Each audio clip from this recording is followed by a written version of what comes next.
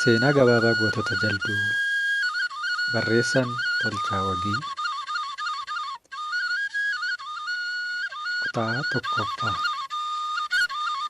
Mata duree seenaa kana jalatti namoonni baay'een waa'ee seenaa kanaa beekan akkan bal'inaan barreessu yeroo adda addaa na gaafachaa turan. Kana irratti hundaa'uudhaan qaaman keessatti hirmaadhee waanan beekuuf osoon irraa hin hir'isin yookaan itti hin dabaliin gabaabsee kutaa kutaadhaan isiniif dhiyeesseetiin jira. Seensa bara 1978 waltajjii Oromiyaa aanaa jalduu fi Gindibara keessatti lolli ulfaataan kan walirraa hin cinne mootummaa abbaa irree Dargii fi qotee bulaa jalduu gidduutti dhohe. Bara jalqabaa 1978 hanga 80 dhumaatti gootonni jalduu naannoowwan uummattoonni kumoota hedduun irra qubatan jiraatan Dargii irraa bilisoomsee bulchaa turuun isaa seenan ragaadha.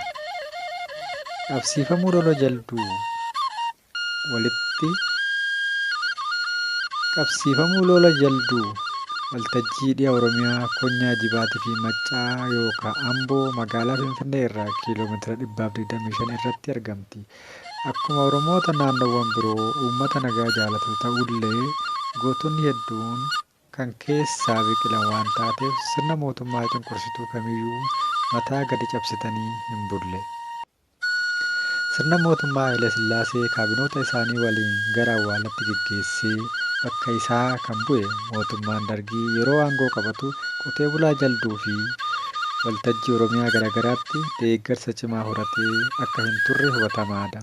Haa ta'u malee bulchiinsi Dargii ammoo bubbulaa adeemu bifa isaa jijjiirratee uummatoota of harkatti galfateen seera of harkatti galfannaa kana diriirsuun gama dabballoota isaatiin aanoleewwan birootti humnaan reebuu maqaa farra warraaqsaa anti-revolution jedhu itti maxxansuun to'annoo isaa jalaa erga oolcheen booda gara aanaa jalduu irratti diriirsuu jalqabe. Duraaniyyuu Dargiin sodaa fi shakkiin waan irraa qabuuf qotee bulaan Oromoo marti meeshaa isaa waraana yookaan qawwee akka hiikkatu kan jedhu labsii addaa irratti baase. Kana kan dide saanjaa yookaan mancaa abiyootiin morma akka irraa mure godhe. Dabballoon Dargii yookaan mi'eessoon durfaman Dambii Disaasaa, Asfaaw Shifarraa, Tasammaa Amaragaa yookaan bulchaanaa jalduu kan ture Kibratii fi kan biroo waliin waraana fi milishaa of jala naqanii jaarsolii fi namoota beekamoo naannoo sanatti kabajaa qaban sababa qawwee hiikkachiisuutiin hidhanii reebuu salphisuu itti fufan. Halkan manneewwan namaa qawwee qaban jedhanii shakkan milishoota itti marsiisanii buluun reebicha qaamaa nama suukanneessu erga irratti raawwataniin booda gara mana hidhaatti isaan geessu. Haala kanaan qawwee gara 2,000 ol qotee bulaa Oromoo jalduu yoo hiikkachiisuun namoota murtaa'an osoo hin hiikkatin dinne didaa qawwee kennuun haadha manaa keessan kennuu jechuudha. Qawwee keenya kenninee hin salphannu yoo duune du'a leencaa duuna jechuudhaan Dargii hidhannoodhaan jilbiifachiisuuf onnee guutuun murteeffatanii. Lola gootota jalduu isa jalqabaa.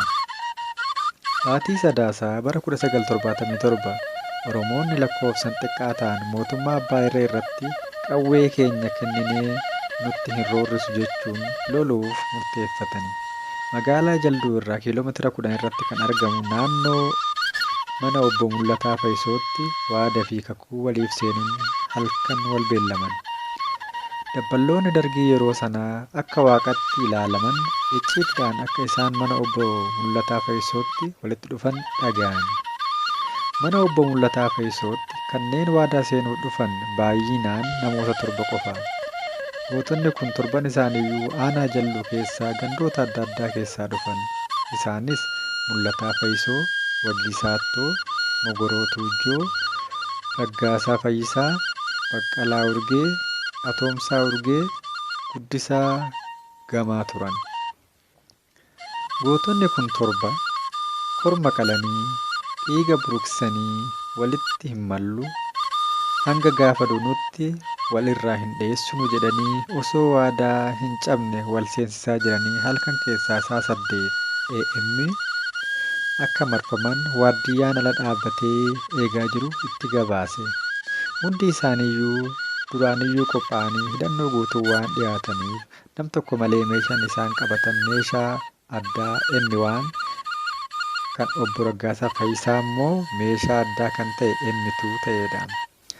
Dallaan dabballoonni dargii fi milishoonni marsanii jiran qe'ee obbo Mul'ataa Fayyisoo baay'ee bal'aa geeshoo fi warqeen hedduun waan ta'eef manaa gadi yaa'anii warqee keessa karaa adda addaatiin bakka qabatanii hiriphan.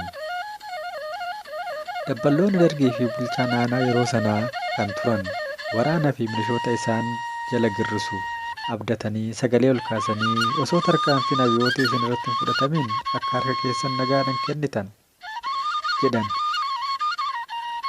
Kana jechuun sagalee dallaa alaa itti darbuu eegalan.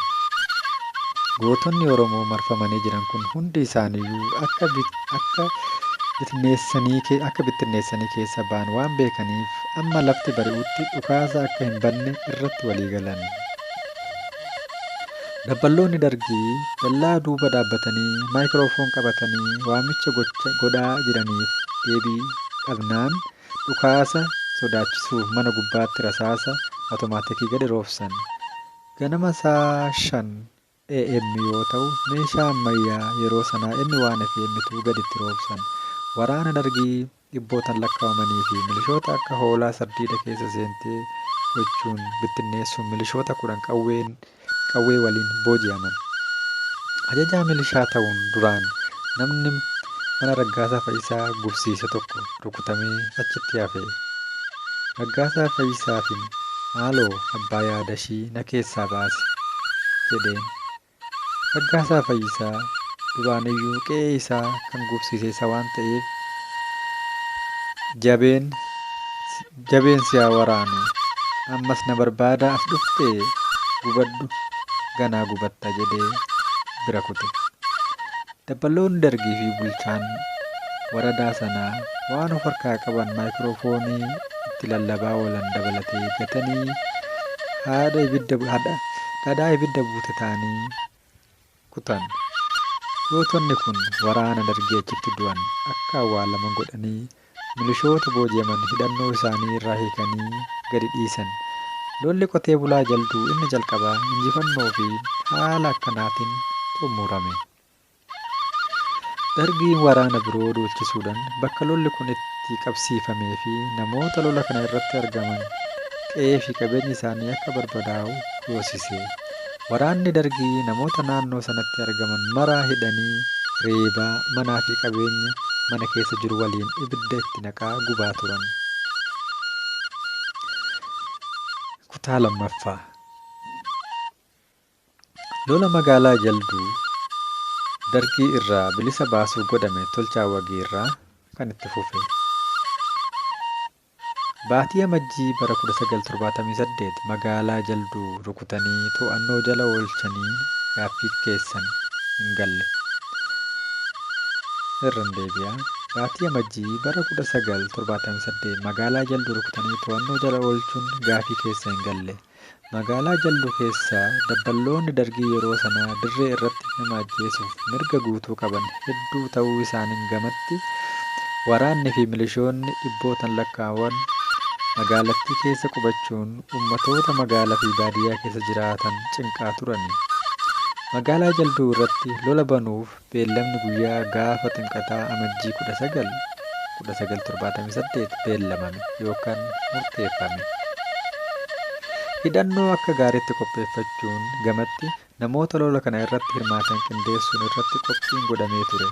Akka kanaan karaa obbo Mul'ataa Fayyisootiin obbo Asaffaa Maracootti ergaan ergame.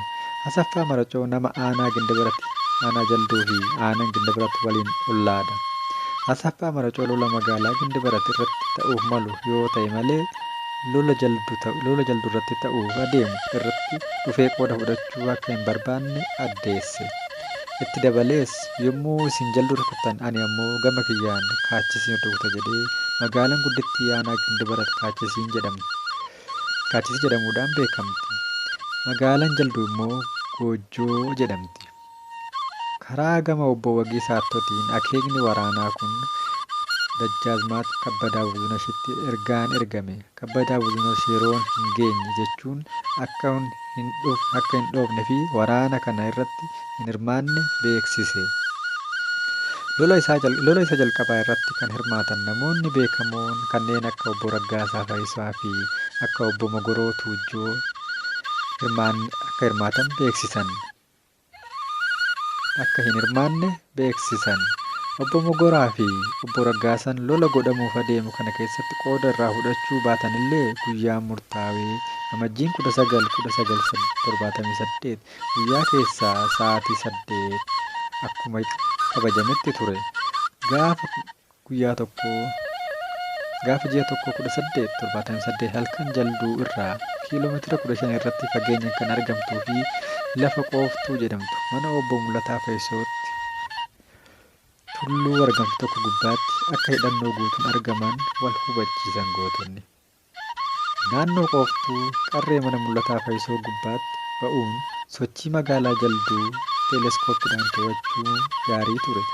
Gootonni lola kana irratti hirmaachuu waadaa galan hedduu ta'aniyyuu guyyaa jedhametti namoonni hidhannoo guutuu waliin dhufan baay'ee xiqqaadha. Sochii waraanaa fi dabballoota dargii kan basaastonni keenya hedduun magaalattii ramadamanii ture. Magaalaa jalduu irratti dhukaasa banuuf hidhannoo isaanii guutuu waliin kan argaman baay'inaan namoota 16 qofa turan. Isaan keessaa anii fi obboleessi kiyya Dirribaa Wagii abbaa keenyatu nu fuudhee dhaqe malee baay'ee daa'ima turre. Maqaaleewwan lola kana irratti argamuuf qarree jedhamee irratti dhufan kun Mulataa Faayisoo, Wagii Saattoo, Baqqalaa Urgee, Atoomsaa Urgee, Tolasaa Haata'uu, Kabbadaa Tarrafaa, Alamuu Mul'ataa, Laggasaa Tolasaa, Guddisaa Tufaa, Mokonnon Barii, Dirribaa Wagii, Shifarraa Zawudee, Tafarii Makuriyaa, Zawudee Makuraa, Guddisaa Itichaa, Tolchaa Wagii ture. Namoota 16 kana jechuudha. Jarreewwan kun hundi isaanii anaa fi obboleessa kiyya irraa kan hafe biflee yookaan shaarpshuutariidha. Dirreen jalduu haati seenaa waraanaa isa jalqabaa keessummeessuuf of qopheessitee sa'a muraasatu hafe. Guyyaan ximqata waan ta'eef taabonni ba'ee galuu jalqabeera. Dabballoota fi waraana humna poolisiitii gamatti milishoonni 300 ol uummata keessaa filamanii hidhatanii magaalaa eegaa turan. Lola sa'aatii 2 PM banamuuf sa'aatii 1 PM irra qarree tulluu irra jiru irraa namoonni 16 hoomaa waraanaa jalduu keessa qubatee jiru bittinneessuuf gara magaalaatti imallee fi kutannoo guutuudhaan jalduutti qajeelan. Ulaan magaalaa sanaa karra 8tiin namoonni 2 ta'anii magaalaa marsanii akka seenan qajeelfamni kennamee ture. Dhukaasni inni duraa buufata poolisii irratti akka banamu yoo ta'u, dhukaasa kana Baqqalaa Urgee eebbisee akka banu taasifame. Baqqalaa Urgee Alamuu Mul'ataa waliin karaa duubaa seenuun buufata poolisii irratti dhukaasa duraa banan. Ulaa hundaanuu yookaan ulaa 8aniinuu namoonni seenan poolisii fi waraana irratti rasaasa akka bokkaa itti roobsan.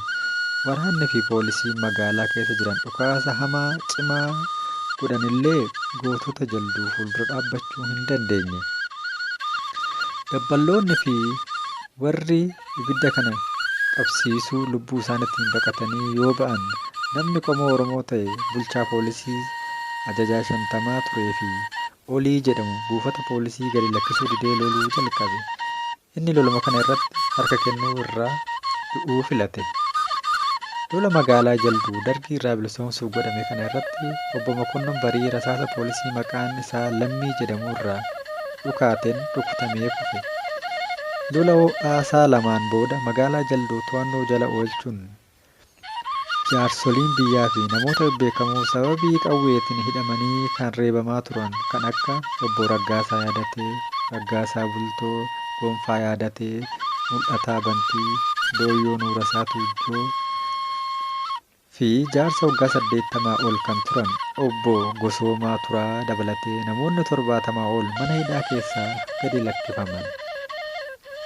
Akkuma jaldu to'annoo jala oolteen Asaffaa Maracoo akkuma duraan jedhee san magaalaa Gindibarat kaachisee irratti tarkaanfii fudhachuun dargii irraa bilisoomsee to'annoo jala oolche. Lolli kun lola ulfaataa ta'uyyuu gara keenyan kan du'e nama tokko qofa ture. Karaa dargeetiin loltoonni hedduun du'aniyyuu namoonni barbaadaman. Bulchaa waradaa yeroo sanaa fi dabballoonni dargii gara isaan ga'an arguu hin dandeenye. Milishoonni uummata keessaa filamanii hidhatanii achi turan carraan qaban harka kennuu waan ta'eef lakkoofsa 300 kan caalan booji'amanii hundi isaaniiyyuu qawwee hidhatan lafa naqanii gara maatii isaaniitti deebi'an. Magaalaa jalduu to'annoo jala oolchuuf lola hamaa godhamaa jiru kana irratti gaafatamaan dabballootaa waa'ee lafa dargiin shoomamee achi ture harka kennuu irraa kaatee mana silkii yookaan bilbilaa yoo seenu achumatti hafe. Lola sa'a lamaa booda magaalaan jalduu faashistoota dargii irraa bilisa baate. Dhukaasni dhaabbatee poolisiin Mokonnin ajjeese Lammiin kan jedhamu ture. Mul'ataa Fayyisoo fi Wagiisaattoo magaalaa naannawanii yommuu to'atanii deebi'an Lammiitti dhufan. Lammii jechaan sii jedhee isa rukuteedha yoo mul'ataan gadi fudhatu Wagiisaattoo irraa dhoowwe. Lammii qabee mana isaa geessee haadha manaa isaatiin akka mana kanaa gadi hin baane jedhee itti himee deeme. Lammiin mana isaa adabatee taa'uu irra jiraafii ture. Lammiin Mokonnon ajjeesuu hundi keenya iyyuu waan beeknuuf mul'ataan karaa birootiin naannawee humna waraana dargii harcaatee yommuu to'atu Lammiin akka manaa hin baane kan Wagiisaattoo jedheen dhiisee karaa gubbaa dhaabbataa ture. Lammiin battalumatti Mul'ataa Fayyisootiin ajjeefame. To'annoo magaalattiitiin booda tarkaanfiin inni duraa hidhamtoota mana hidhaa keessa jiran hiikuu waan ta'eef mana kutaa tokkotti keessatti namoonni 70 ol jaarsoliin kabajamoon hidhamanii waan jiraniif hidhaa dargii irraa bilisa ba'an.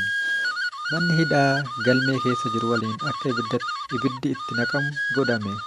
Qawween dargiin qotee bulaa Oromoo hiikkachiise gara 2000 ol mana tokko guutee waan jiruuf inni akka abbaa qawweetii deebi'u taasifame. Meeshaa waraanaa dargiin achitti walitti qabee hundi to'annoo jala oole.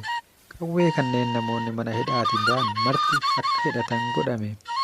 Amajjii 19 bara 1979 guyyaan injifannoo kun galgalaaf yeroo bakka gadi dhiisuu uummatoota aanaa jalduu maraaf akkasumas meettaa roobiif dandiif borumtii isaa gaafa amajjii 20 akka walgahii yookaan yaa'ii guddaan godhamu yaamichi maqaa obbo Mul'ataa Fayyisoo fi obbo Wagiisaattootiin godhamee labsame. Galgala sana magaalaa jalduu irraa kiiloomeetira 8 fagaachuun injifannoo argametti gammaduun geerarsa dhiirummaa fi gootummaan itti gadi fuudhan. Marti iyyuu osoo hin rafin geeraraa bulan. Haa qotu boorri haa lolu goonni goota hin dhoowwin goota hin dhorkin na duraa jedhu irraa deddeebi'anii sirbamaa ture.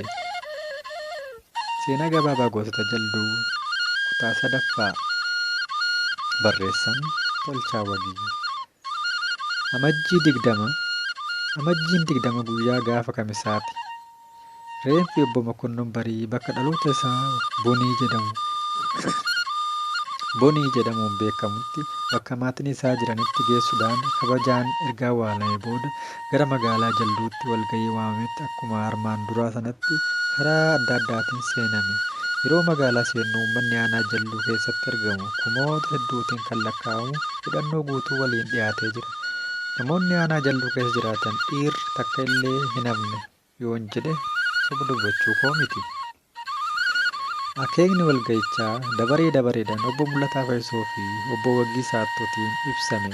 Ibsi kunis sirna nama nyaataa dargii yookaan mangistuu kan qawwee keenya amma nu hiikkachiise gulana yookaan booda immoo haadha manaa keessanis kennaa jechuuf adeemu kana barbadeessuuf hidhannee kaaneerra. Isinis yookaan uummanni onnee fi hidhannoo keessan jabeeffadhaatii nu waliin ka'aa jedhuu fi dhaamsa gootummaa dabarsuufii ture. Uummanni walga'ii sana irratti argamuuf yaa'e achi ture hundi gammachuun harka rukutee lola dargii waliin godhamu irratti hundi isaaniiyyuu akka hirmaatan raggaasisan. Qawween dargii irraa booji'amee ture hedduun waan ta'eef namoota qawwee hin qabne hiramee warri hidhannoo argatanis loluuf qopheessan. Guyyaa magaalaan jalduu to'annoo jala oolte namoonni adda addaa fi tashalabboonni magaalaa keessa jiran hundi qawwee guurratanii waan turaniif magaalaan akka sakatta'amtu taasisuudhaan qawween dhibbootaan lakkaa'amu walitti guurrame. Aduun dhi'ee dukkanni yeroo bakka isaa qabatu magaalaa jalduu irraa kiiloomeetira 7 kan fagaatu mana obbo Guddisaa Tufaa qooftuu qubanne. Amajjii 21 guyyaa gaafa jimaataa ture. Lola fuulduratti godhamuuf deemuuf guyyaan kun murteessaa ture. Qotee bulaa jalduu mirga isaa loluuf qophaa'e bakka sanitti argaman bifaan ijaaruun yookaan gurmeessuun barbaachisaa ture. Miseensota keenya isaan duraa kan turanii fi kanneen lola amajjii 19 irratti argamuu hin dandeenye kan akka obbo Raggaasaa Fayisaa fi obbo Mogoroo Tuujjoo hidhannoo guutuu waliin dhiyaataniiru. Mogoraa Tuujjoo, obboleeyyan isaa Goobasaa Tuujjoo, Haruu Tuujjoo, Booranaa Tuujjoo fi uummatoota cobii qabatee dhiyaateera. Raggaasaa Fayisaa obboleeyyan isaa Oofuu fi Diggoo jiraatan waliin dhiyaatee jira.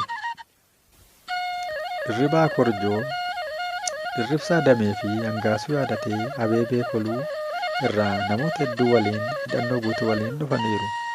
Cobii, Oofuu, Diggoo fi Abeebee maqaa beekamoo naannoo Liyaanaa jalduu keessatti argamanidha.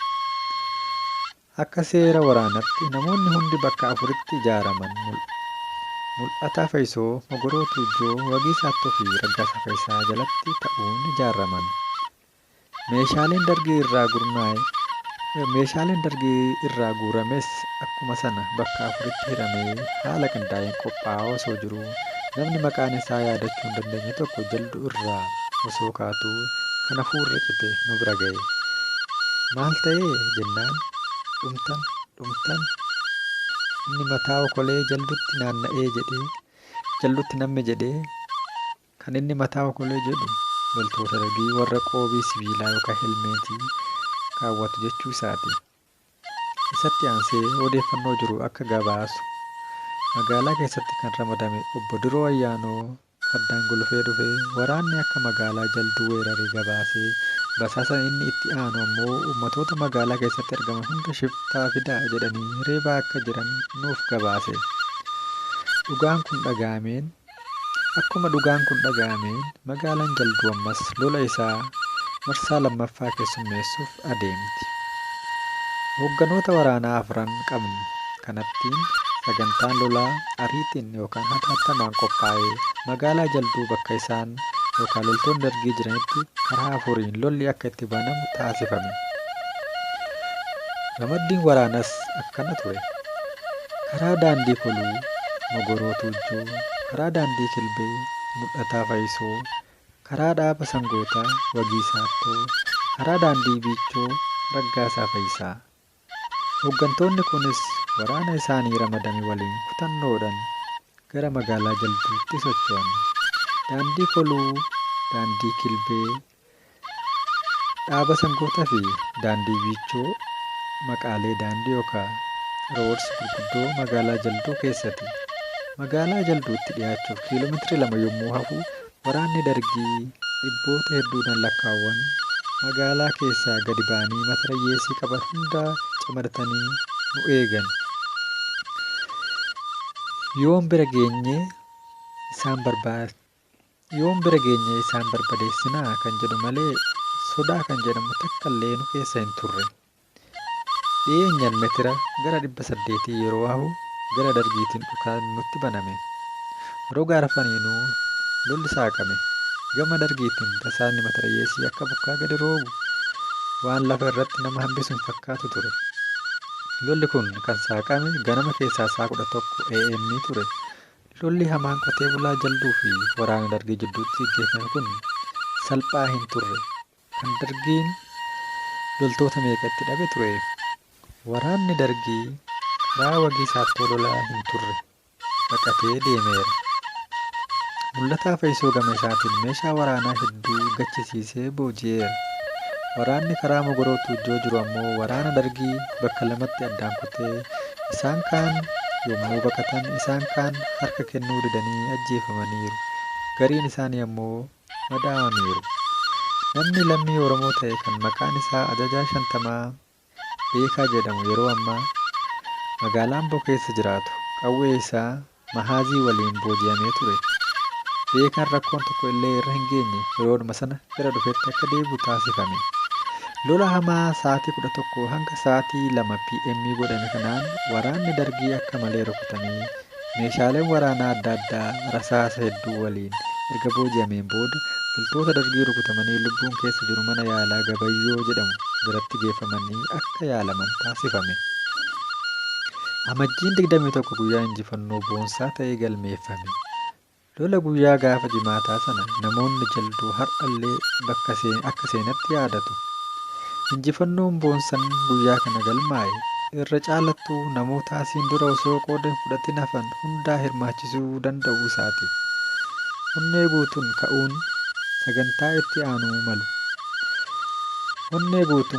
sagantaan itti aanu maal ta'uu akka qabu murtiin irra ga'ame. Innis magaalaa Gincii fi Amboo rukutoo ture. Ginciin jalduu irraa kiiloomeetira 35 fagaatti. Guyyaan sun galgalaa'ee aduun dhiitee ture. Boru ganama waraanni keenya gara Ginciitti sosso'a. Namoonni hundi isaaniiyyuu lola irra waan oolaniif dadhabanii ture. Sababa kanaaf dirree kubbaa miilaa kan mana barumsaa jalduu qabatamee achi bullee ganama sa'a 6 yommuu ta'e gara Ginciitti deemuuf yeroo qophoofnu meeshaa waraanaa kan fagoo irraa ittiin ilaalan yookaan teleskooppiidhaan yommuu to'atamu konkolaataan waraanaa baatu ayifaa lakkoofsan gara 50 kan ta'u osoo walirraa hin citin karaa qabatee gadi dhufaa jiraachuusaa hubatame. Dirreen jalduu ammas lola ulfaataa isa sadaffaa geggeessuu qaadhimamtee fakkaatti. Waraanni Dargii kumootaan lakkaa'aman konkolaataa irraa harcaanii nu bira ga'uuf kiiloomeetira 1tu nu gidduu jira. Seenaa gabaabaa gootota jalduu kutaa arfaffaa barreessan Tolchaa Wagii. Akkuma kutaa sadaffaa keessatti ibsuu yaale gootonni Oromoo jalduu guyyaa gaafa jimaataa lola cimaa adeemsifameen waraana Dargii akka malee rukutuudhaan qaanessanii ofirraa ittisuudhaan duubatti akka inni deebi'u taasisanii ture. Waraana kana irrattis meeshaaleen waraanaa gurguddaan adda addaas booji'ameera. Injifannoo irratti injifannoo galmeessuun fuulduratti deemamaa jira. Lolli qotee bulaa Oromoo jalduu onneedhaan sagantaa itti aanu magaalaa Gincii fi Amboo rukutuuf sagantaan baafateera. Gama hundaan lolli kun akka itti fufuu danda'u Kabbadaa Buzunash akka uummata meettaa roobii qabatee ka'u itti ergameera. Salaalee irraa Muluu Wasanuuttis ergameera. Asaffaa Maracoo magaalaa aanaa Gindabarat kan kaachisii to'annoo isaa jala erga oolchee bubbuleera. Finfinnee yookaan Amboo irraa karaan gara Gindabarat nama geessu karaa jalduu malee waan hin jirreef jaldu keessaa immoo darbuun waan hin danda'amneef waraanni Gindabarat deeme hin turre. Qophiin gara fuulduraatti deemuu erga murtaa'ee xumurameen booda namoonni hundiyyuu lola irra waan oolaniif fuula namoota hunda irraayyuu mallattoon dadhabbii hin dubbifama ture. Magaalaa jalduuba argamoo waan baay'atuuf magaalattii of duubatti hambisuudhaan boodaa mana barumsaa keessatti fi bakkoota adda addaa qabachuudhaan namni martinuu cinaacha lafaan ga'e. Sagantaa duraa amajjii 22 Dukkanni ifaan bakka gadhiisuu keessatti yeroo dukkanni ifaaf bakka gadhiisuu geessetti simbirri wacuu eegallaan bakka jiran hundaa ka'uudhaan gara Gincii deemuuf hundiyyuu sunaayee ka'ee jira. Dargiin qaanii fi salphina armaan duraa irra ga'e aaruudhaan waraana kumoota hedduun lakkaa'aman kan birgeedii tokko ol ta'an gadi argeera.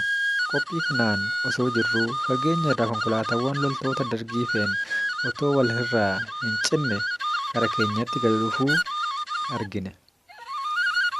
Qotee bulaan jalduu waraana dhufaa jiru kana shakkii tokko malee fuulaa fi fuulatti lolee akka barbadeessu Hooggantoota waraanaa kanattiin qajeelfamni kennameera. Akkuma armaan duraa magaalaa Jalduu of duubatti hambisuudhaan karaa afuriin bakka qabatamee eegame. Kana jechuun waraanni Dargii otoo magaalaa Jalduu hin seenin waraanan simachuuf qophiin godhame. Amma ganama keessaa sa'a 6 AM ta'eera. Bakka qabannee jiraachuun keenya nu agarsiisa. Waraanni Dargii nutti dhiyaatee dhukaasa osoo hin jalqabin dura arraba calqaban. Haftee gaallaa! Ejjiin sit jechaa gara keenyatti kallattiin nutti qajeelan. Akkuma salphaatti nu ari'anii waan qaban itti fakkaatee ture. Qotee bulaa Jalduu harka kennisiisu malee harka kennine hin beenu jecha jedhu deddeebisuudhaan lolli loga arfanittuu itti baname. Lolli kun lola armaan dura godhame irraa baay'ee ulfaataa ture. Waraanni Dargii rasaasaa fi matarayyeesii akka bokkaa gadi roobsuudhaan manneetiiwwan jireenyaa namaa barbadeessee akeekni isaanii cabsanii magaalaa seenuuf ture. Garuu cabsuu hin dandeenye. Lola magaalaa to'annoo isaanii jala oolchuuf godhame kana irratti akka firii harbuu harcaanii qotee bulaan Jalduu tokko tokkoon isaan qaarme. Gama gootota Jalduutiin kan itti fiigus hin turre. Kan baqatus hin turre. Rasaan dhukaatu qiyyaafamtee waan ta'eef lafa hin buute turte. Loltoonni Dargii akka malee dhumanii ture.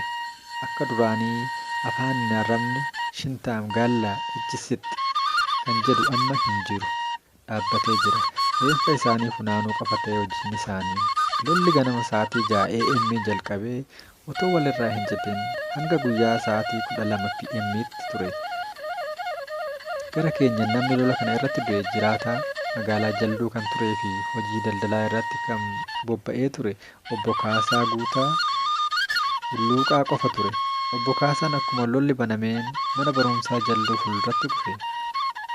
Namni biroo kan du'e yookaan kan madaa'e hin turre. Lolli qabbanaawee boqonnaa sa'a walakkaan booda waraanni Dargii haaraan ramadamee dhufuun waraana itti fufe. Innis akkuma dhufeen akka baalaa harca'e. Lolli guyyaa sanbata duraa godhame kun Dargii hedduu kan rifachiise yommuu ta'u, Oromoota Jalduu ammoo kan onnachiise ture.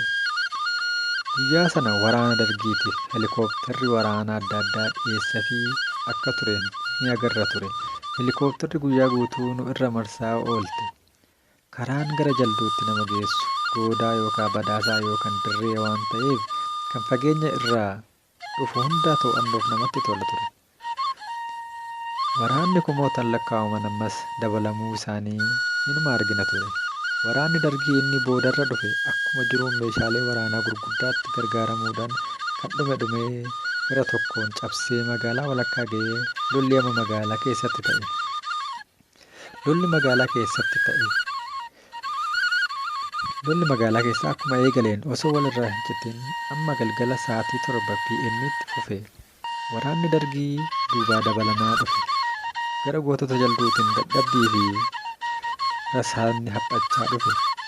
Dukkannis bakka qabachuuf waan deemuuf roga arfan jiran irraayyuu walitti arguudhaan gara daandii koluu irratti walitti dhufuu godhanne.